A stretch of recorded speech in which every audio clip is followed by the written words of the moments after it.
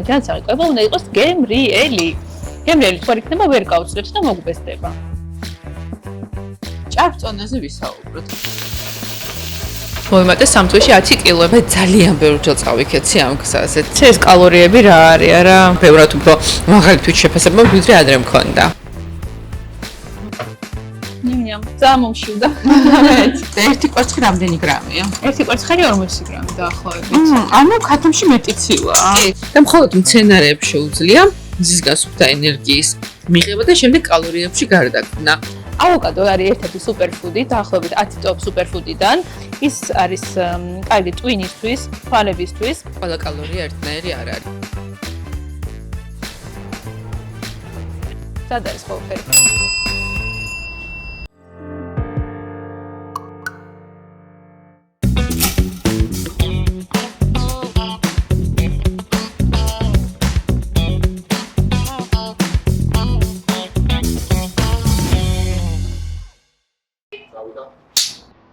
გამარჯობა, მე უსასრულოზე ვარ. ეს Easy Plate-ია. დღეიდან ყოველ ხუთშაბათს საღამოს 9 საათზე შევხვდებით. აქ გასწავლით, როგორ მოვზადოთ ძალიან გემრიელი და ჯანსაღი საკვები ბიუჯეტურად. ყველას გაგვიგია და ბევრსაც ჯერა ამური მითის, რომ ჯანსაღი საკვები არის უგემური, ან ჯანსაღი საკვები შეიძლება იყოს ძალიან ძვირი. მე კი აქ იმისთვის ვარ, რომ დავამსხვრევ ეს მითები. თემში ყველაფერი ბალანსია. ძალიან მნიშვნელოვანია თებზე იყოს როგორც ცილა, ასევე ცხიმი და ნახშირწყალი დაბალანსებულად, როგორც ჩემ თებშია. პირველ რიგში დავადგათ წყალი ასად უღებავ წიწიბურისთვის. ახლა დავაცხადოთ ზეითუნის ზეთი ტაფაზე, რომ შევწვათ ქათმის ფინე. და დიახ, შემწვარით შეიძლება.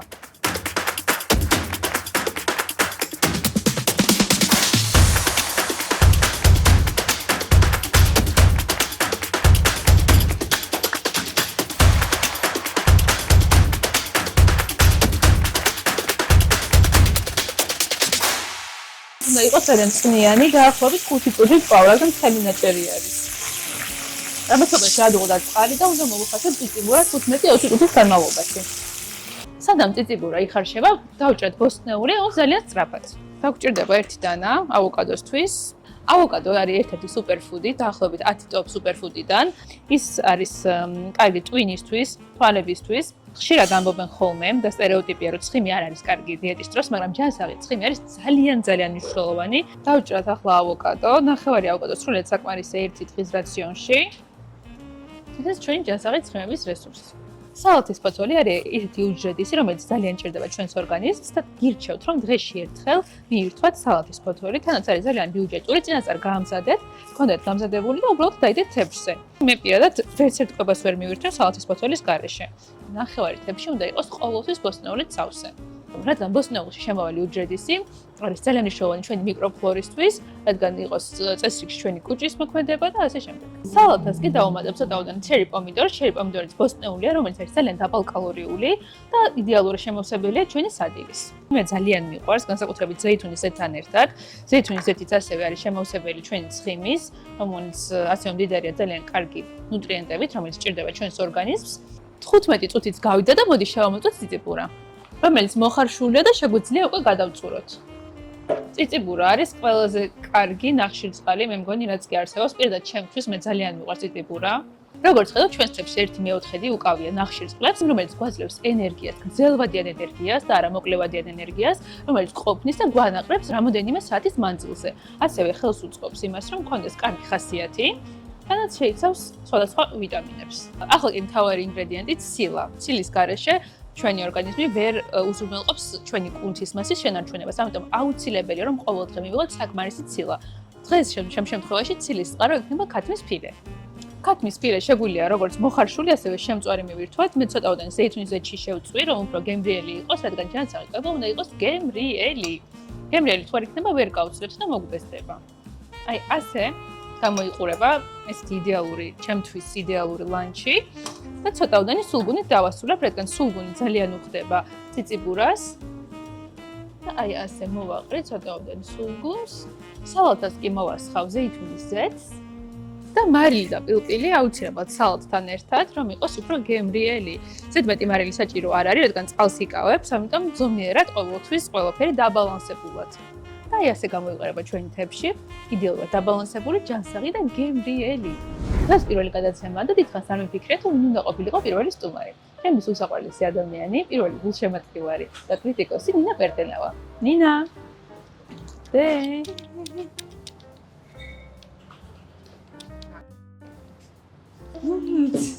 ამბა როგორ ხარ? კარგად შე? ძალიან მიხარია ასეთი კონცეფციის გადაცემა რომ დაიწყე. ძალიან მიხარია და პირველი სტუმარი შენ ხარ. ხო, თან ძალიან საჭირო არის ფიქრობ ამ ეტაპზე. მეს მგონი რომ ძალიან დაინტერესებს ეს საკითხი ჩვენს მაყურებელს და მინდა რომ შენც მოუყვე შენ თავზე მაყურებელს. ჩემს თავზე ძალიან ბევრი რაღაცის მოყოლა შემიძლია, თუნდაც იმის რომ ვარ დედა, სამი შვილი მყავს, რა პროფესიის ვარ, როგორ თქმა, მე მგონი ყველაზე საინტერესო იქნება ჭარბწონაზე ვისაუბროთ, იმიტომ რომ ეს აქტუალური თემა არის და ძალიან გულწრფელად მინდა ამ თემაზე ვილაპარაკო. რას გულისხმობ უფრო დეტალურად რო გითხრა? იმას თუნდაც რომ რაღაც პერიოდში, როდესაც საერთოდ არ მოწყვეტდა ჭარბი წონა, მეგონა რომ ძალიან მარტივია წონის მართვა. მეგონა რომ საერთოდ არ დამემუქრებოდა არასოდეს ზედმეტი წონა და თუ დამემუქრებოდა მარტივად გამკლავდებოდი ამ გამოწვევას. მაგრამ აღმოჩნდა რომ ესეთი მარტივი სამართავი თემა არ არის და საკმაოდ ბევრი შეცდომა დაუშვი ამ გზაზე. და ბოლოს უკვე ჩემი საკუთარი თავის და სხეულის მოსმენით ვისწავლე თუ როგორ უნდა ვიკვებო სწორად.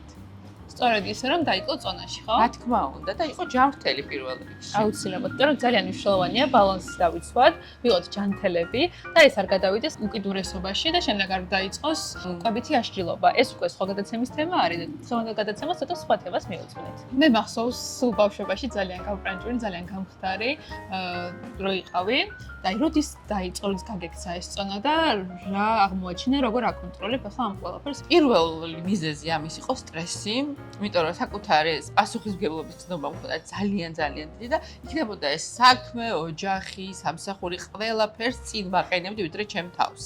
შეიძლება ღამე გამეთენებინა და რაღაც გამეკეთებინა და აი ამ უძილობით, სტრესით დამეწყო პრობლემა ფარისებრზე. შემდეგ დამჭირდა ოპერაცია და აი აქ ძალიან ამერია ჰორმონალური ფონი, დამეწყო ინსულინ რეზისტენტობა და საერთოდ უმართავი გახდა ჩემი წონა. ისე ვიმატებდი წონაში, რომ თვეში შეიძლება 15 კილო მომემატა. ინსულინ რეზისტენტობა. ხშირად გვესმის ხოლმე ეს სიტყვა ბოლო დროში, რომ აგვიხსნა უფრო დეტალურად რას ნიშნავს ეს. მე თვითონ გავერკვი ამაში, ვინაიდან ვიცოდე რა მჭირს. ინსულინ რეზისტენტობა ძალიან მარტივად რო ავხსნა არის ის, როდესაც ჩვენ ვიღებთ საკვებს, ჩვენი ორგანიზმი გამოყოფს ინსულინს იმისთვის, რომ ინსულინმა გლუკოზის მოლეკულა შეიყვანოს უჯრედში, საკვები მიუტანოს და ენერგიის წყარო მიუტანოს უჯრედს. მაგრამ უჯრედი კარს არ აღებს, ინსულინს არ ცნობს და ეუბნება მე შენ არ შემოგიშვებ და გლუკოზა მიდის ცხიმში. ამიტომაც ჩვენ ვრჩებით თან მშივრები და უფრო გვშივდება კიდე ძალიან გვინდება ტკბილი ამ შემთხვევაში და თან უენერგიოთ ვართ. რა სიმპტომები არის უფრო ზუსტად ინსულინ რეზისტენტობაში და როგორ შეგვიძლია დავარღვიოთ აი ეს წრე და როგორ განვიკურნოთ ინსულინ რეზისტენტობისგან. პირველ რიგში მინდა ვთქვა, რომ კი განკურნებადია და სწორი კვებით შესაძლებელია, უბრალოდ თავიდან რაღაც შეზღუდვები არის საჭირო აუცილებელი, ამაზე მოვყვები ახლა აუცილებლად და რაც თავარია, ადამიანი არის უენერგიოდ, სულ რაღაცა უნდა, აი თითქოს არ ყოფნის საკვები, ამ დროს საკმაოდ დიდი რაოდენობით საკვები შეიძლება ქონდეს მიღებული, მაგრამ ის არ მიდის მიზნამდე. ნუ თავისთავად ენდოკრინოლოგთან აუცილებელია მისვლა, მედიკამენტს დაგინიშნავს, რომელიც გეხმარება ამ მანკიერი წრიდან გამოსვლას, დიეტა არის აუცილებელი და ფიზიკური აქტივობა უხდება ძალიან. ძალიან საინტერესო იქნება ჩვენ მაყურებელს ვაჩვენოთ თუ როგორი არის შენი დღის რაციონი, როცა ხარ ინსულინ რეზისტენტული და როგორ უნდა გადალახო ეს პრობლემა. ეს არის ნახშირწყლების შეზღუდვა. რაზეც მაღალი ინსულინური და გლუკოზის პასუხი აქვს ჩვენ ორგანიზმს და როდესაც მაღალი პასუხია ის ნელა ჩამოდის ქვევით და ამ პერიოდში ჩვენი ორგანიზმი არ ხარჯავს საკუთარ ცხიმს და პირიქით ცხიმში მიდის ის კალორიები, რაც გვაქვს მიღებული. დავიწყოთ მაშინ კერძის მზადება. დავიწყოთ. ოღონდ რისი თქვა მინდა, იცი რომ იმ შემთხვევაში, როდესაც ადამიანი აბსოლუტურად ჯანმრთელია, მას არ ჭირდება ნახშირწყლების შეზღუდვა და მისი ორგანიზმი ძალიან კარგად უმკლავდება. თუმცა რა თქმა უნდა, არ ჭარბად მიღება არ არის კარგი. რთული ნახშირწყლები არის ძალიან მნიშვნელოვანი იმისთვის რომ გქონდეს ენერგია, მაგრამ როცა გვაქვს ინსულინის რეზისტენტობა, უმჯობესია რომ შევამციროთ და შევზღუდოთ. ან მივიდეთ დღის პირველ ნახევარში. შენ გახსოვს რომ ბიოსენსორი მქონდა საკმაოდ დიდი პროფილის პერიოდით ჩადგმული და ვაკვირდებოდი ყველა კვებას თუ რაზე რა ინსულინური პასუხი მქონდა და ამან ძალიან ბევრი რაღაც მასწავლა, მათ შორის ის რომ ერთი პატარა ლუკმა ნახშირწყალი ძალიან მაღლა წევს ინსულინს და ინსულინურ პასუხს ორგანიზმში. ამიტომ არანაირი დარღვევები. რა არის შენი საყვარელი ინსულინის რეზისტენტური საკვები? ომლეტი ძალიან მიყვარს და სხვადასხვანაირ სახეობას მივირთმევ ხოლმე თითქმის ყოველდღე. მაშინ ომლეტი მომამზადოთ. მომამზადოთ. რა დაგჭირდება ომლეტისთვის? დაგჭირდება კვერცხი, მე ის პანახით და ყველით მიყვარს ძალიან. პანახი, ყველი, კვერცხი, პომიდორი, ჩერი უხდება ძალიან, თან ნახშირწყლების წყაროა ის მინიმალური რაოდენობა რაც შეიძლება ჩემთვის. გუშინ დაიდო ზუსტად ამერიკის ჯანსაღი თეფშის ახალი ვერსია, რაც ძალიან დიდი გარღვევაა და იქ ზუსტად ის კვების სისტემა წერია, რომელსაც მე ვიკვებები და ძალიან გამიხარდა, რომ ეს ინტუიტიურად აქამდე მივედი. მე-4-ს გავუკეთე და მეც გამასინჯერა. კარგი. შენ ხო გიყვარს ჩემი ომლეტები? კი, ძალიან. შენ გაიგე ეგ სიახლე? არა, რა კვლევას გულისხმობ? რომ ამოტრიაო და კვების პირამიდა და ადრე თუ იყო თავში ნახშირწყლები, ეხლა აღმოჩნდა ცილები. მართლა? აბა?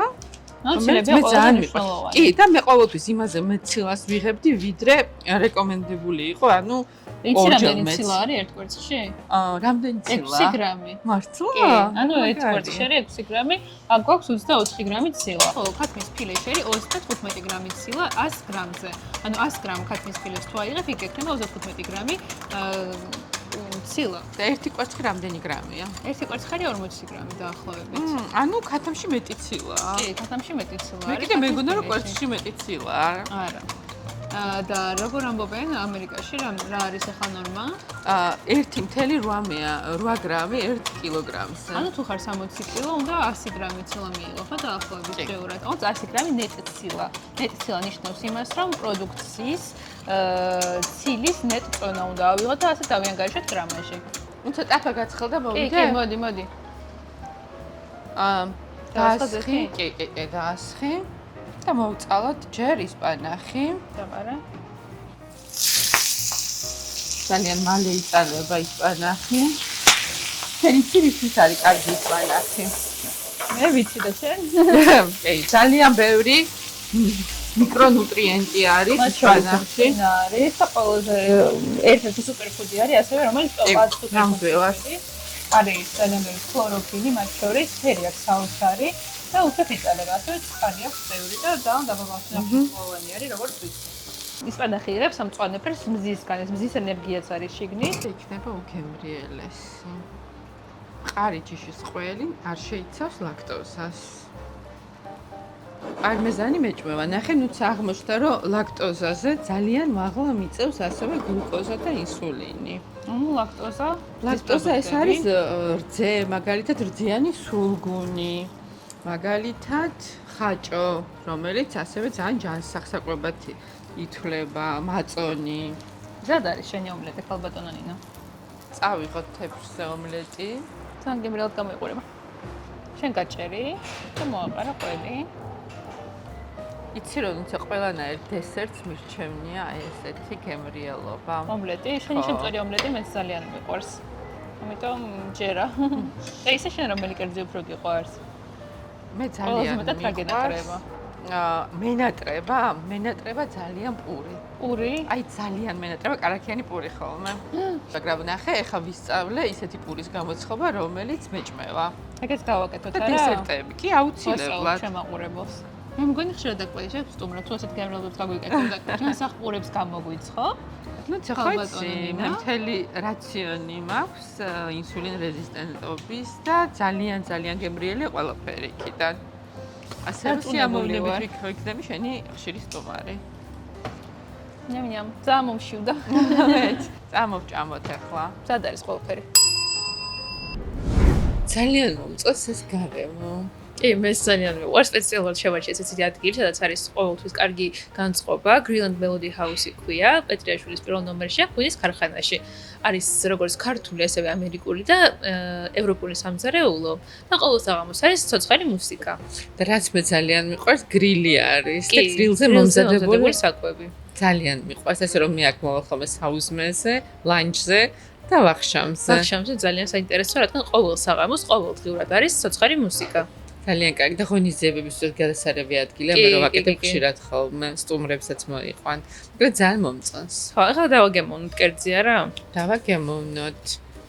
მე შენსაც ცოტა დავაგემოვნებ, ხო შეიძლება? რა თქმა უნდა, შენს გამიყავი ცოტა ომლეტი, მეც მაინტერესებს. აუცილებლად. ეს კალორიები რა არის, არა? ყოველთვის რომ უნდა ითვალო, თუ გინდა რომ წონაში დაიკლო, ანუ თავარი ეგ არის კალორიული დეფიციტი.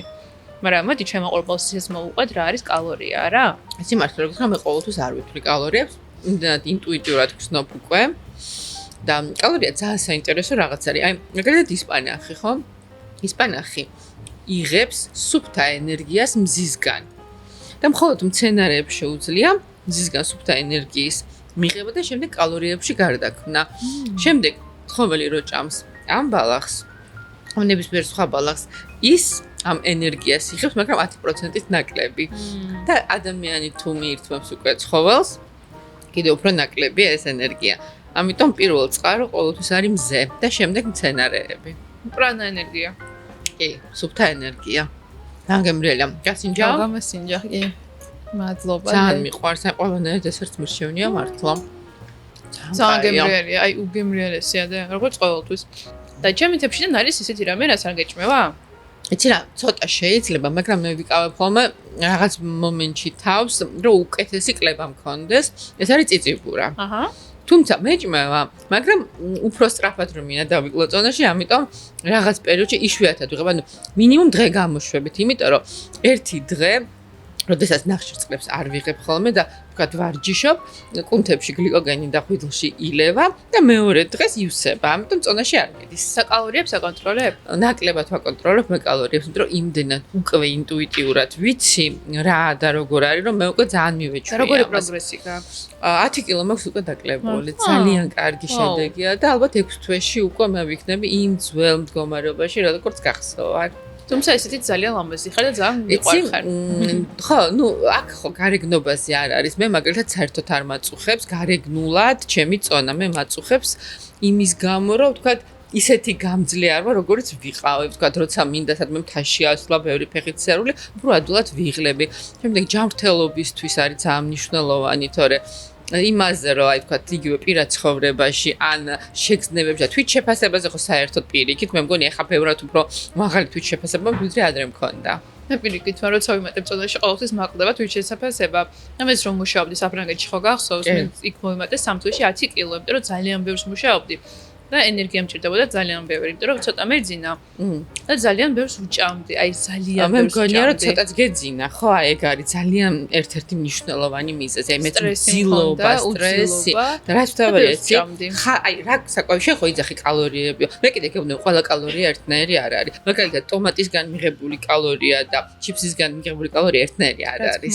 და შენ იღებდი ალბათ სწრაფ კალორიებს, რომელიც გადადიოდა უფრო მარტივად ცხიმში და ჯანსაღი მაკრო მიკრონუტრიენტები არ იყო იქ. კი და საკმაოდ მარტივია მომატება წონაში, როცა მიდრეკილება გაქვს, მაგრამ ძალიან რთულია დაკლება. ამიტომ მეც ახლა ამ პროცესში ვარ, მეც ვიკლებ წონაში, რომ მივიდე იმ შედეგამდე, რომელიც მინდა, მაგრამ ეს ყველაფერი უნდა მოხდეს ძალიან სწორედ, ჯანსაღად და ზედმეტი აკრძალვების გარეშე, რადგან შემდეგ უარესი არ მოხდეს. მე მქონდა ზუსტად ეგ მომენტი, როცა თავიდან დავიწყო წონაში მატება, პანიკა დამემართა.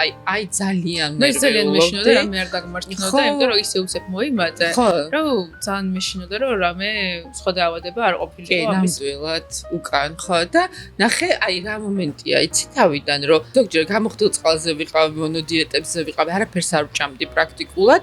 დღეში 2 საათი ვარჯიშობდი და შედეგი არ მქონდა. და აი თავიდან იცი ადრე მეგონა ხოლმე რომ აი რას ქვია წონა ყოველთვის მეგონა რომ რაღაც სიზარმაცესთან არის კავშირში ან ბევრი ჭამა უყვართ ადამიანებს და ეს რა რთული რამეა საკუთარ თავზე როცა გამოცდი და რო ხვდები რომ შენი ბრალი საერთოდ არ არის ეს და ეს არის რაღაცა ის რაც დაგემართა და ნელ-ნელა დავმშვიდი, დავწყნარდი, მედიტაციები დავიწყე, საკუთარი თავის მიმღებლობა დავიწყე და მოვუსმინე საკუთარ თავს, რომ ის რაღაცებს გეუბნება ამით, ამ ზედმეტი წონით რაღაცებს გეუბნება და უნდა მოვუსმინო და შეიყვარო და ესე მშვიდად წყნარად მასზე ზრუნვა დაიწყო. ანუ კარგი ტრანსფორმაცია გველოდება წინ, კი, ნამდვილად. კი, თან ჩვენ მაყურებელსაც აუცილებლად პროგრესს გავუზიარებთ, როგორც ჩემს ასეჟე შენს და ძალიან კარგ რჩევებსაც გავუზიარებთ. თუ როგორ შეიძლება დავიწყოთ და სტუმრები ვინ გეყოლება ხოლმე, მე ძალიან მაინტერესებს. ნუტრიციოლოგები, აუცილებლად ისეთი ადამიანები, ვინც ჩართული არიან ჯანსაღმკვებას პროპაგანდაში, იმიტომ რომ ძალიან მნიშვნელოვანია, რომ ადამიანებს აუხსნათ თუ როგორ უნდა იკვებონ ჯანსაღად და გემრიელად, იმიტომ რომ ეს არის ჩემი გადაცემის მთავარი მიზანი, რომ ჯანსაღი კვება არის ბიუჯეტური და არის გემრიელი და ყველა შეგვიძლია მივახციოთ იმ მიზანს, რომელსაც გვინდა ზედმეტი ხარჯების გარეშე. ნახენოცა რაც მე საკუთარ თავს არაფერს აღარ ვგრძალავ, ვისწავლე რაღაცების ჩანაცვლება. მაგალითად, როდესაც ჩემთვის არ შეიძლებოდა ლაქტოზა, ხო? მე ულაქტოზ პროდუქციას ხო, რატო არ შეიძლებოდა ლაქტოზა? იმიტომ რომ დავაკვირდი ბიოსენსორი ძალიან მაღლა მიწევდა. მაღალ ნიშნულს პროდუქციის მიღება შეგიძლია. შემიძლია თავისუფლად მათ შორის ძალიან დიდი განსხვავება ლაქტოზით და ულაქტოზით. ის პროდუქტები, რომელიც გვაქვს უკვე საქართველოში ბაზარზე, შედარებით უფრო ძვირი არის, როგორც ვიცი ულაქტოზა, მაგრამ არა? მე მიპოვე ზუსტად იგივე ფასად. მართლა?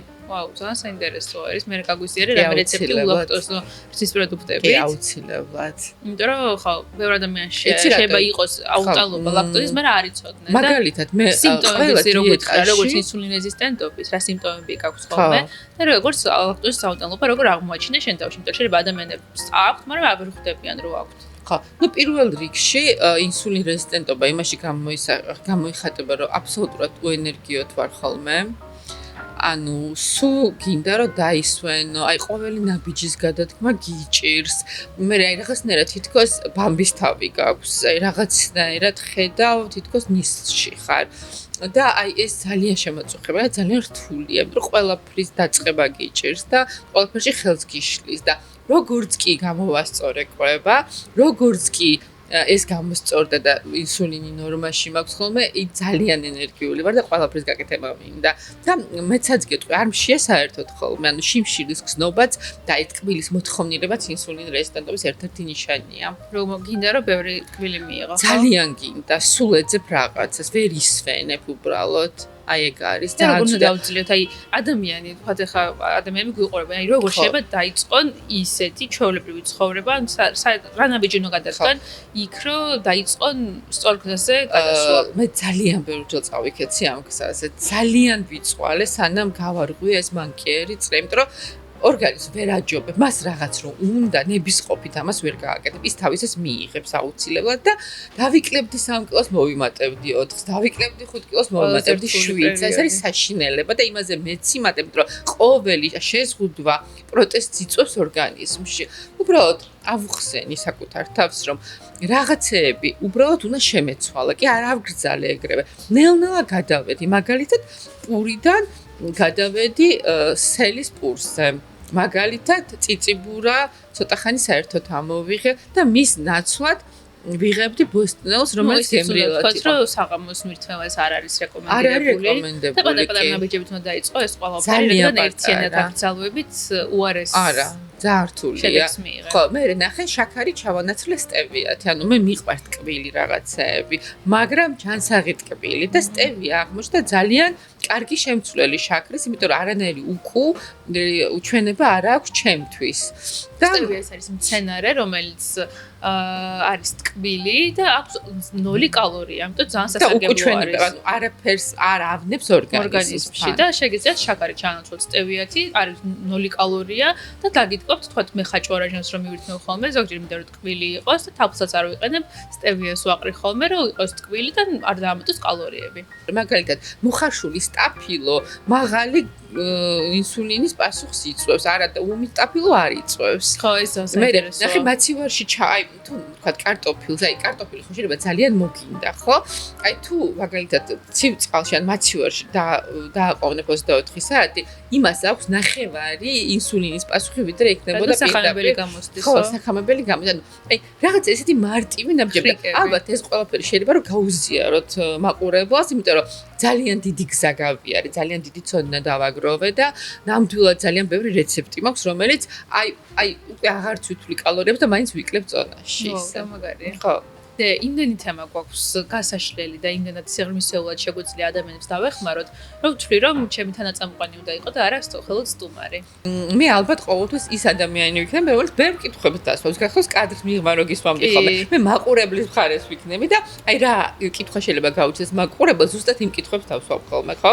კი, ძალიან გამიხარდა რომ დამთანხმდი და ძალიან ბევრი და საინტერესო თემა გვაქვს გასაშლელი, ძალიან ბევრი დიდი გზა გვაქვს გასავლელი, იმიტომ რომ მეც მინდა წონის კლება, შენც გინდა წონის კლება და ეს გადაცემა უნდა იყოს ჩვენი ტრანსფორმაცია და ამ ტრანსფორმაციას უნდა გაუზიაროთ ასევე ჩვენს მაყურებელს. კი, ერთ რამეს ვიტყვი, რომ წონის კლება არ მინდა რა, ჩვენ გვინდა გაჯანსაღება, ხო? აი სიცოცხლით სავსეები ვიყოთ, აი სწორი მიზნები უნდა დავისახოთ, რაღაც მოკლება კი არა, მომატება გვინდა ენერგიის, ჯანმრთელობის, ღერძელობის, რომ ძალიან ხიმის მოშორება. კი, ნამდვილად, მაგრამ აი ეს კიდე მინუსში ნუ მიდიხარ, ეს წავა თავისთავად, ხო? ერთ გზას გავივლით ძალიან ძალიან საინტერესოა ძალიან კარგი წელიწადია მე მგონი. ხუინო გესმევა ისე? თეთრი მშრალი შეიძლება მხოლოდ. ინსულინის ენდობის დროს. ხო, თეთრი მშრალი. მე წითელს დავვლებ. მაგაში მეტი გლუკოზა. მოდი გავარჯოს ამ ახალ წელს და easy plates. ხო. ჩვენ გემრიელი სტეპს. ესეც მშრალია და ძალიან გემრიელი. ეს ძალიან გემრიელია, უფრა კაია. ეხლა მალე დაიწყება ცოცხალი მუსიკა. დავიმშვიდობოთ ჩვენ მაყურებელს და გადავინაცვლოთ უკვე დარბაზში, არა? იმედია მოგეწოდოთ ჩვენი პირველი გადაცემა. თუ გაგიჩნდათ რაიმე კითხვები, აუცილებლად აგვიტოვეთ ამ ვიდეოს გვერდს და ჩვენ ყველა კითხვას უპასუხებთ. თუ არ გინდათ რომ გამოგჩეთ შემდეგი ეპიზოდი, აუცილებლად გამოიწერეთ ჩვენი გვერდი. დროებით.